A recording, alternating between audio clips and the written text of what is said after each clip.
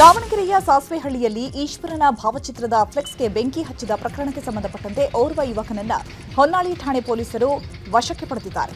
ಇನ್ನು ಘಟನೆ ನಡೆದ ಸಾಸ್ವೆಹಳ್ಳಿಗೆ ಮಾಜಿ ಸಚಿವ ರೇಣುಕಾಚಾರ್ಯ ಭೇಟಿ ನೀಡಿ ಪರಿಶೀಲಿಸಿದ್ದಾರೆ. ಇನ್ನು ಪ್ರವೇಶ ದ್ವಾರ ಎದುರು ದೊಡ್ಡ ಕಂಬದ ಮೇಲೆ ಹಸಿರು ಧ್ವಜ ಅಳವಡಿಸಿದ್ದನ್ನು ತೆಗೆಯಲು ಒತ್ತಾಯಿಸಲಾಗಿತ್ತು.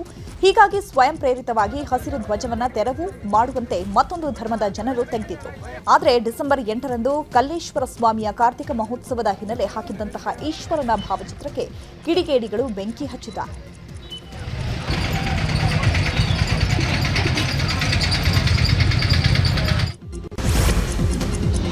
ಮದುವೆ ಮೆರವಣಿಗೆಯಲ್ಲಿ ಫೈರಿಂಗ್ ಮಾಡಿ ಗ್ರಾಮ ಪಂಚಾಯಿತಿ ಸದಸ್ಯ ಹುಚ್ಚಾಟ ಮಾಡಿರುವುದು ಯಾದಗಿರಿ ತಾಲೂಕಿನ ಮುಂಡರಗಿ ಗ್ರಾಮ ಪಂಚಾಯಿತಿ ಸದಸ್ಯ ಚಂದ್ರಶೇಖರ್. ನಾಡ ಬಂದೂಕಿನಿಂದ ಫೈರಿಂಗ್ ಮಾಡಿ ಹುಚ್ಚಾಟ ಮಾಡಿದ್ದಾರೆ. ಬಂದೂಕಿನಿಂದ ಫೈರಿಂಗ್ ಮಾಡ್ತಾ ಮೆರವಣಿಗೆ ಮಾಡುತ್ತಿರುವುದನ್ನು ಕಂಡು ಗ್ರಾಮಸ್ಥರು ಬೆಚ್ಚಿ ಬಿದ್ದಿದ್ದಾರೆ.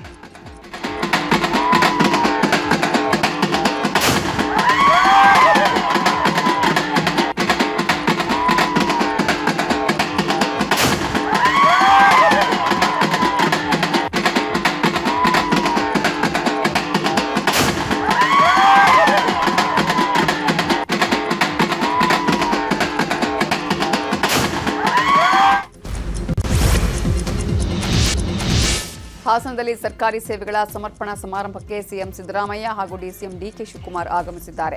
ಆದರೆ ಕಾರ್ಯಕ್ರಮಕ್ಕೆ ಜೆಡಿಎಸ್ನ ಪ್ರಮುಖ ನಾಯಕರು ಗೈರಾಗಿದ್ದಾರೆ. ಮಾಜಿ ಸಚಿವ ರೇವಣ್ಣ, ಎ ಮಂಜು, ಸ್ವರೂಪ್ ಪ್ರಕಾಶ್ ಗೈರಾಗಿದ್ದು, ಕಾರ್ಯಕ್ರಮದಲ್ಲಿ ಕಂದಾಯ ಇಲಾಖೆ ಸೇರಿದಂತೆ ವಿವಿಧ ಇಲಾಖೆಗಳ ಅಭಿವೃದ್ಧಿ ಕಾಮಗಾರಿಗಳಿಗೆ ಸಿಎಂ ಚಾಲನೆ ಕೊಟ್ಟಿದ್ದಾರೆ. ಕಾರ್ಯಕ್ರಮದಲ್ಲಿ ಸಚಿವ ಜಮೀರ್ ಅಹಮದ್ ಖಾನ್, ಮಹದೇವಪ್ಪ, ಸತೀಶ್ ಜಾರಕಿಹೊಳಿ ಸೇರಿದಂತೆ ಹಲವು ನಾಯಕರು ಭಾಗಿಯಾಗಿದ್ದಾರೆ.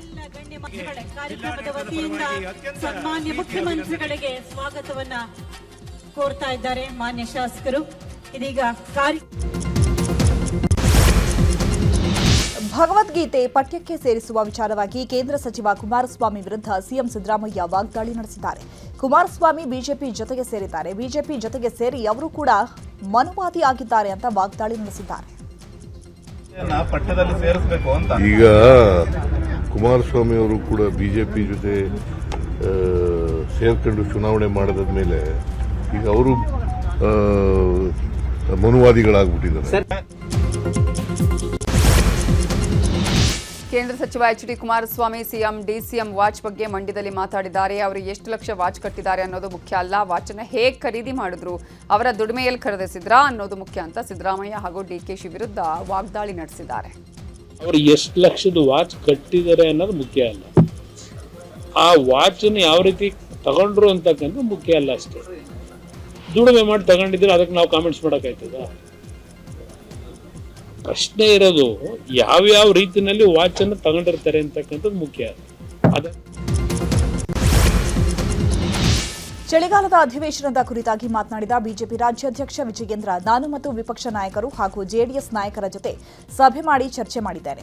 ಸದನದಲ್ಲಿ ರಾಜ್ಯದ ಜ್ವಲಂತ ಸಮಸ್ಯೆಗಳ ಬಗ್ಗೆ ಚರ್ಚೆ ಮಾಡಬೇಕು, ಕಾಂಗ್ರೆಸ್ನ ವೈಫಲ್ಯಗಳ ಗಮನ ಸೆಳೆಯಬೇಕು, ಉತ್ತರ ಕರ್ನಾಟಕ ಭಾಗದ ಸಮಸ್ಯೆಗಳ ಬಗ್ಗೆ ಚರ್ಚೆ ಮಾಡಬೇಕು. ಪ್ರತಿ ಬಾರಿ ಅಲ್ಲಿ ನಾಮಕಾವಸ್ಥೆಗೆ ಅಷ್ಟೇ ಚರ್ಚೆ ಆಗುತ್ತೆ. ಹೀಗಾಗಿ ಮೊದಲ ದಿನವೇ ಉತ್ತರ ಕರ್ನಾಟಕದ ಬಗ್ಗೆ ಚರ್ಚೆ ಆಗಬೇಕು. ಇನ್ನು ಡಿಸೆಂಬರ್ 9ಕ್ಕೆ ಸುವರ್ಣಸೌಧ ಮುತ್ತಿಗೆ ಹಾಕಲು ನಿರ್ಣಯ ಕೈಗೊಂಡಿದ್ದೇವೆ. ಸದ್ಯಕ್ಕೆ ನಾವು ಅವಿಶ್ವಾಸ ನಿರ್ಣಯ ತರುವ ಚಿಂತನೆ ಮಾಡಿಲ್ಲ.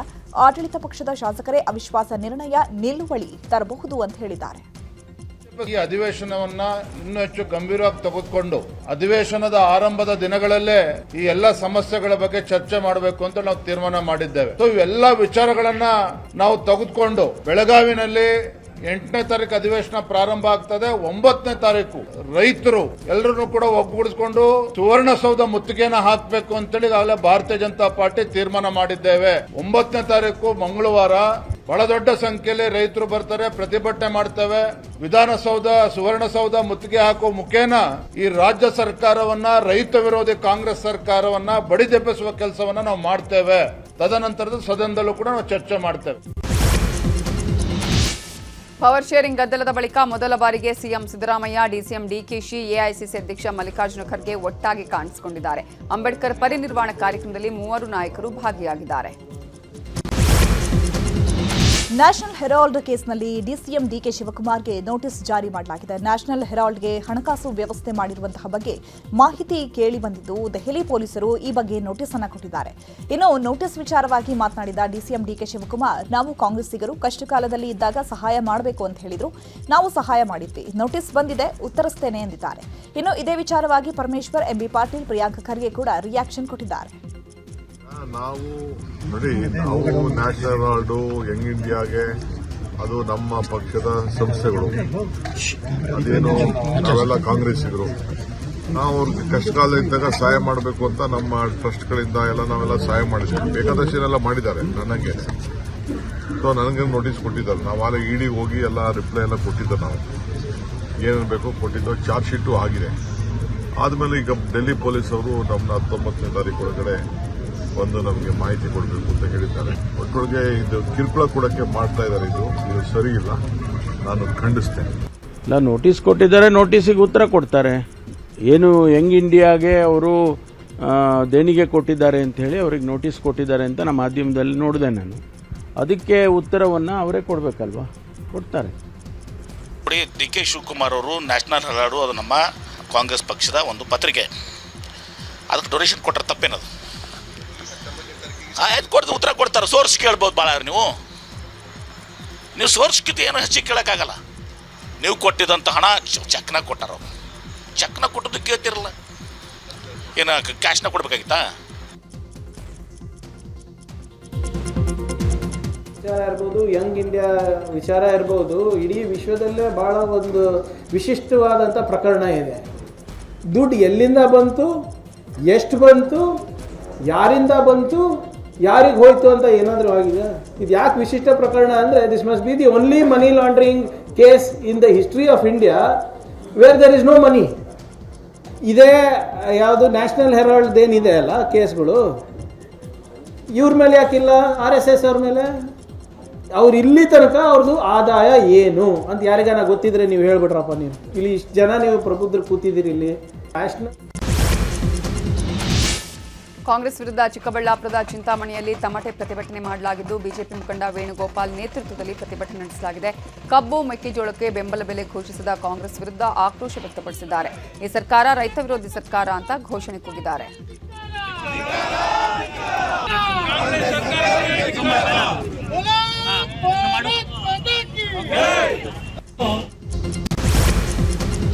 ಧರ್ಮಸ್ಥಳ ಕೇಸ್ ವಿಚಾರವಾಗಿ ಮಾತನಾಡಿದ ಗೃಹ ಸಚಿವ ಪರಮೇಶ್ವರ್, ಸದನದಲ್ಲಿ ಧರ್ಮಸ್ಥಳ ಪ್ರಕರಣಗಳ ಕುರಿತ ವರದಿ ಅಪ್ಡೇಟ್ ಕೊಡ್ತೇವೆ. ಬಿಜೆಪಿಯವರು ಪ್ರಶ್ನೆ ಮಾಡಿದರೆ ಉತ್ತರ ನೀಡುತ್ತೇವೆ. ಈಗಾಗಲೇ SIT ವರದಿ ಸಲ್ಲಿಕೆಯಾಗಿದೆ. ಕೋರ್ಟ್ಗೂ ಸರ್ಕಾರಕ್ಕೂ ವರದಿ ಸಲ್ಲಿಕೆಯಾಗಿದೆ. ವಸ್ತುಸ್ಥಿತಿ ಬಗ್ಗೆ ಹೇಳ್ತೇವೆ, ಯಾವುದೇ ಮುಚ್ಚುಮರೆ ಇಲ್ಲ ಅಂತ ಹೇಳಿದರು. ಇಲ್ಲ, ಅವ್ರು ಪ್ರಶ್ನೆ ಮಾಡಿದ್ರೆ ಕೇಳ್ತೇವೆ, ಹೇಳ್ತೀವಿ, ಉತ್ತರ ಕೊಡ್ತೇವೆ. ಯಾಕೆಂದರೆ ಈಗ ವರದಿ ಅವರು ರಿಪೋರ್ಟನ್ನು ಸಬ್ಮಿಟ್ ಮಾಡಿದ್ದಾರೆ ಇವರಿಗೆ, ಕೋರ್ಟಿಗೆ, ಸರ್ಕಾರಕ್ಕೂ ಕೊಟ್ಟಿದ್ದಾರೆ. ಅದು ಸಂದರ್ಭ ಬಂದಾಗ ಅದನ್ನು ಪ್ರಸ್ತಾಪ ಮಾಡಿದರೆ ಹೇಳ್ತೀವಿ. ವಸ್ತುಸ್ಥಿತಿ ಹೇಳಬೇಕಲ್ಲ, ಮುಚ್ಚುಮರೆ ಏನು ಇದೆ ಅದರಲ್ಲಿ. ಲಿಂಗಾಯತ ಪಂಚಮಸಾಲಿ ಮೀಸಲಾತಿಗಾಗಿ ನಾವು 5 ವರ್ಷದಿಂದ ಹೋರಾಟ ಮಾಡ್ತಿದ್ದೇವೆ. ಈ ಬಾರಿಯೂ ಬೆಳಗಾವಿ ಅಧಿವೇಶನದಲ್ಲಿ ಸರ್ಕಾರದ ಗಮನ ಸೆಳೆಯಲು ಹೋರಾಟ ಮಾಡ್ತೀವಿ ಅಂತ ಬಸವಜಯ ಮೃತ್ಯುಂಜಯ ಶ್ರೀಗಳು ಹೇಳಿದ್ದಾರೆ.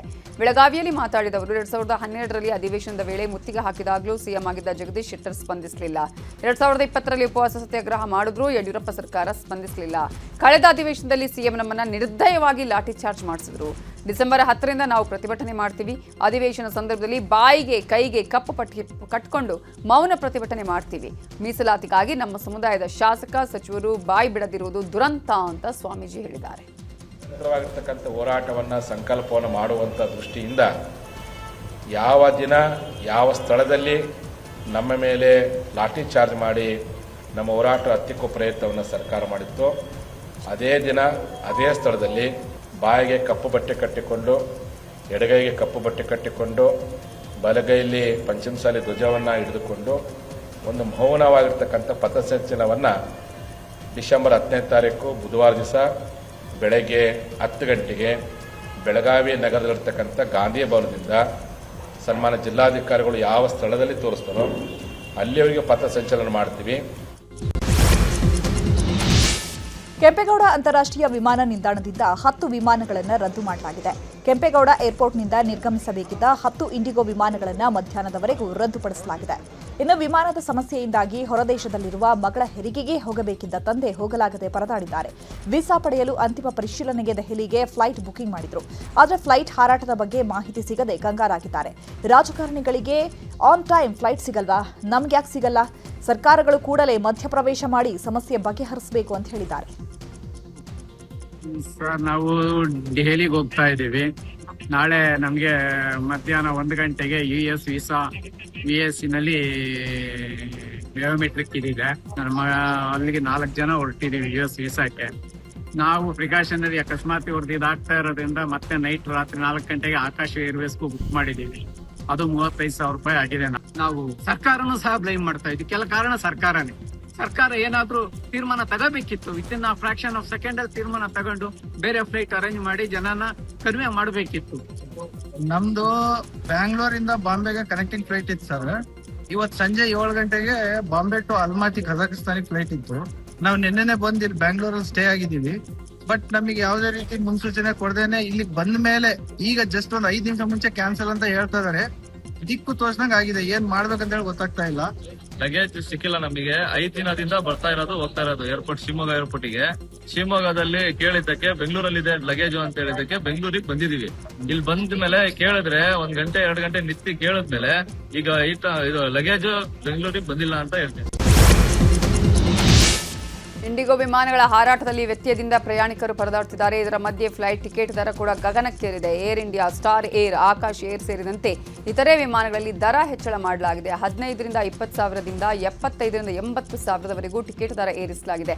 ಮುಂಬೈ, ದೆಹಲಿ, ಹೈದರಾಬಾದ್, ಚೆನ್ನೈ, ಪುಣೆ ಸೇರಿದಂತೆ ಅಂತರ್-ರಾಜ್ಯಗಳಿಗೆ ತೆರಳಲು ದರ ಹೆಚ್ಚಿಸಲಾಗಿದ್ದು, ಸದ್ಯ ದುಬಾರಿ ಫ್ಲೈಟ್ ದರ ಕಂಡು ಸಾಕಷ್ಟು ಪ್ರಯಾಣಿಕರು ಫ್ಲೈಟ್ ಟಿಕೆಟ್ ಅನ್ನೇ ರದ್ದು ಮಾಡಿಕೊಂಡಿದ್ದಾರೆ. ಟಿಕೆಟ್ ದರದ ವಿರುದ್ಧ ಆಕ್ರೋಶವನ್ನು ಹೊರಹಾಕಿದ್ದಾರೆ. ಇಂಡಿಗೋ ವಿಮಾನ ಹಾರಾಟದಲ್ಲಿ ವ್ಯತ್ಯಯವಾಗಿರೋ ಹಿನ್ನೆಲೆ ಇದೀಗ ಸ್ಪೈಸ್ ಜೆಟ್ ಸಂಸ್ಥೆ ಹೆಚ್ಚುವರಿಯಾಗಿ ವಿಮಾನಗಳನ್ನು ನಿಯೋಜಿಸಿದೆ. ಮುಂಬೈ, ಚೆನ್ನೈ, ದೆಹಲಿ, ಜೈಪುರ, ಹೈದರಾಬಾದ್ ಸೇರಿದಂತೆ ಹಲವು ಕಡೆಗಳಿಗೆ ಹೆಚ್ಚುವರಿ ಫ್ಲೈಟ್ ಹಾರಾಟ ಮಾಡ್ತಾ ಇದೆ. ದುಪ್ಪಟ್ಟು ದರ ನಿಗದಿ ಮಾಡಿ ವಿಮಾನ ಹಾರಾಟ ಮಾಡಲಾಗ್ತಾ ಇದ್ದು, ಪ್ರಯಾಣಿಕರಿಗೆ ಬೆಲೆ ಏರಿಕೆ ಬಿಸಿ ತಟ್ಟಿದೆ.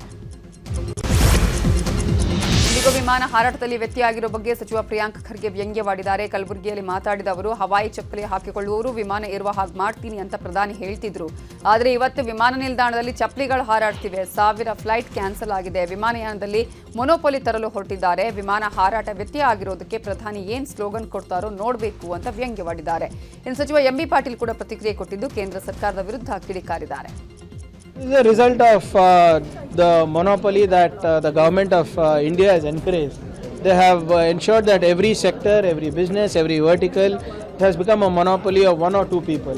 And we are bearing the brunt. The people are bearing the brunt of this. And what is more annoying for the customers and annoying for the people is that the government is extremely silent on this and they have left people to fend for themselves. ತರಾತುರಿಯಲ್ಲಿ ಒಂದು ಆದೇಶ ಹೊರಡಿಸ್ಬಿಟ್ಟು pilot hours fix ಮಾಡಿದ್ರು. Correct ಇದೆ, ಅದು fix ಮಾಡಿದ್ರೆ ತಪ್ಪಂತಲ್ಲ. ಸ್ವಲ್ಪ ಎಲ್ಲರೂ confidence ತಗೊಂಡು ಇದು ಮಾಡಿ ಮೀಟಿಂಗ್ ಮಾಡಿ ಸುಸೂತ್ರ ಆಗಿ ಎಷ್ಟು ತೊಂದರೆ ಪಾಪ, ಎಷ್ಟು ಜನ ತೊಂದರೆ. ನಾನು ಬೆಳಗಾವಿ ಫ್ಲೈಟಿಗೆ ಬರತ್ತಿದ್ದೆ. ಸುಮ್ಮನೆ ನಮ್ಮ ಏನೋ ಅಂದ್ರು, ನೋಡಿ ಸರ್ ಫ್ಲೈಟ್ ತಡ ಆಗ್ಬೋದು ಗಿಡ ಹೋದ್ರು, ಸುಮ್ಮನೆ ಕಾರಣ ಬರೀತಾನೆ ಬಂದಿರಿ. ಇಲ್ಲ ಪ್ರೆಸ್ ಕಾನ್ಫರೆನ್ಸ್ ನಿಮ್ಮ ಮುಂದೆ ಇರ್ತಿರ್ಲಿಲ್ಲ. ನಾನು ಹೊರಗೆ ಬಿಡ್ಬೇಕಾಗಿತ್ತು. ಭಾಳ ಇವತ್ತು ದಿವಸ ಇದು ಕೇಂದ್ರ ಸರ್ಕಾರ ನಿಲುಗಳು ಈಗ ವಿಡ್ರಾ ಮಾಡಿದೆ. ಯಾಕೆ ಮಾಡಿದ್ರಪ್ಪ ವಿಡ್ರಾ? ಮಾಡುವಾಗ ತಿಳಿಲಿಲ್ಲ. ಮಾಡಿದ್ದನ್ನ hours to working hours correct, ಯಾರಿಗೂ ಸ್ಟ್ರೆಸ್ ಮಾಡಿ ನಾಳೆ ಅವ್ರನ್ನ ಅಪಾಯಕ್ಕೆ ಹಾಕುವಂಥದ್ದು ಆಗ್ಬಾರ್ದು. ಅದನ್ನು ಕರೆಕ್ಟ್. ಟಿಬಿ ಡ್ಯಾಂನಲ್ಲಿ ಕ್ರಸ್ಟ್ ಗೇಟ್ ಅಳವಡಿಸುವ ಕೆಲಸ ಆರಂಭ ಆಗಿದೆ. ಮಹಾ ಸುದರ್ಶನ ಹೋಮದ ಮೂಲಕ ಅಧಿಕೃತ ಚಾಲನೆ ನೀಡಲಾಗಿದ್ದು, ಇನ್ನು ಈಗಾಗಲೇ 16 ನೂತನ ಕ್ರಸ್ಟ್ ಗೇಟ್ಗಳು ಸಿದ್ಧವಾಗಿದೆ. ಇನ್ನುಳಿದ ಗೇಟ್ಗಳ ತಯಾರಿ ಮಾಡಲಾಗ್ತಾ ಇದ್ದು, ಇನ್ನು 6 ತಿಂಗಳ ಒಳಗಾಗಿ 33 ಕ್ರಸ್ಟ್ ಗೇಟ್ ಅಳವಡಿಸಲು ಸಿದ್ಧತೆ ನಡೆದಿದೆ. ಗುಜರಾತ್ ಮೂಲದ ಗುತ್ತಿಗೆ ಕಂಪನಿ ಕೆಲಸ ಮಾಡುತ್ತಿದ್ದು, ಇನ್ನು ಯಾವುದೇ ರೀತಿಯಲ್ಲಿ ಡ್ಯಾಂಗೆ ತೊಂದರೆ ಆಗದಿರಲಿ ಅಂತ ಮಹಾ ಸುದರ್ಶನ ಹೋಮ ಮಾಡಲಾಗಿದೆ. ಕ್ರಸ್ಟ್ ಗೇಟ್ ಅಳವಡಿಕೆ ಹಿನ್ನೆಲೆ ಇವತ್ತು ಸಚಿವ ಶಿವರಾಜ್ ತಂಗಡಗಿ ನೇತೃತ್ವದಲ್ಲಿ ಸಭೆ ನಡೆಸಲಾಗಿದೆ. ಮುನಿರಾಬಾದ್ನಲ್ಲಿ ಟಿಬಿ ಬೋರ್ಡ್ ಅಧಿಕಾರಿಗಳ ಜೊತೆ ತಂಗಡಗಿ ಸಭೆ ನಡೆಸಲಿದ್ದಾರೆ. ಹೆಸ್ಕಾಂ ಅಧಿಕಾರಿಗಳ ನಿರ್ಲಕ್ಷ್ಯದಿಂದ ರೈತನೊಬ್ಬ ನಷ್ಟ ಅನುಭವಿಸುವಂತಾಗಿದೆ. ಕಟಾವಿಗೆ ಬಂದಿದ್ದ 5 ಎಕರೆ ಕಬ್ಬು ಸುಟ್ಟು ಭಸ್ಮವಾಗಿದೆ. ಬೆಳಗಾವಿ ಜಿಲ್ಲೆಯ ರಾಮದುರ್ಗ ತಾಲೂಕಿನ ಸುರೇಬಾನ ಗ್ರಾಮದಲ್ಲಿ ಘಟನೆ ನಡೆದಿದೆ. ಬಸಪ್ಪ ಕಿಲ್ಲಾರಿ ಅನ್ನೋರ ಜಮೀನಿನ ಮೇಲೆ ಹೈಟೆನ್ಷನ್ ವೈರ್ ಹಾದು ಹೋಗಿತ್ತು. ತಂತಿ ರಿಪೇರಿ ಮಾಡುವಂತೆ ಹಲವು ಬಾರಿ ಮನವಿ ಮಾಡಿದರೂ ಹೆಸ್ಕಾಂ ಅಧಿಕಾರಿಗಳು ಸ್ಪಂದಿಸಿಲ್ಲ.